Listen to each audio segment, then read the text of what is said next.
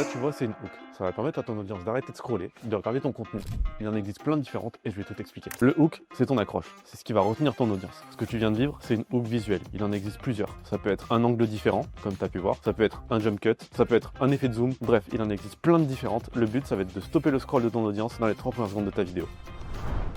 Ensuite, il existe la hook parler. C'est ce que tu vas raconter dans les 30 premières secondes de ta vidéo. Ça peut être une question, une phrase négative, raconter un storytelling. Le but, ça va être de susciter la curiosité des gens et les faire rester sur ton contenu. Ensuite, il existe le hook auditif.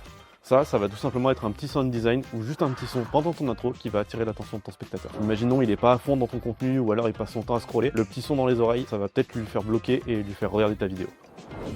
Enfin, la dernière, c'est la hook écrite. Ça peut être tout simplement un texte écrit sur ta vidéo qui est en lien avec ton contenu mais qui n'est pas ce que tu racontes à l'oral. Ou sinon, ça peut être si tu fais un post LinkedIn par exemple, la première phrase d'accroche de ton texte, elle est hyper importante aussi. Si t'as pas de contenu vidéo, ça va permettre à ton audience ou aux gens qui vont te découvrir d'avoir envie de lire la suite de ton post. Sur une vidéo, essaye toujours d'en combiner au minimum 2 à 3, histoire de vraiment retenir un maximum l'attention et de faire en sorte que ton contenu soit visible, tout simplement. N'hésite pas à commenter hook et on t'enverra une liste d'accroches en message privé pour tes propres contenus.